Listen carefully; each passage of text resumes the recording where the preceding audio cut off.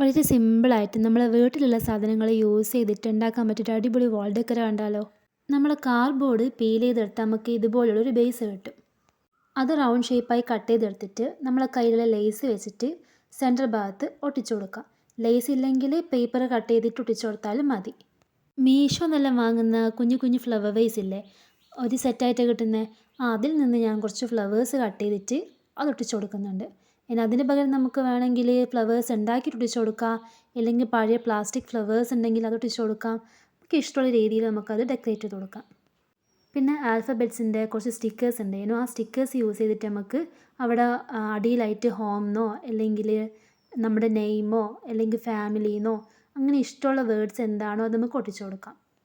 ഇത് വാളിൽ ഹാങ് ചെയ്യാൻ വേണ്ടിയിട്ട് ഇതിൻ്റെ ബാക്ക് സൈഡിലായിട്ട് ഒരു ജൂട്ടിൻ്റെ ത്രെഡോ അല്ലെങ്കിൽ വെറുതെ ത്രെഡ് യൂസ് ചെയ്തിട്ട് ഒട്ടിച്ചു കൊടുത്താൽ മതി.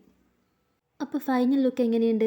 സിമ്പിളായിട്ട് ഉണ്ടാക്കിയ ഈ വാൾ ഡെക്കർ ഇഷ്ടമായിരുന്നെങ്കിൽ ലൈക്ക് ചെയ്യാനും ഷെയർ ചെയ്യാനും ചാനൽ സബ്സ്ക്രൈബ് ചെയ്യാനും മറക്കല്ലേ.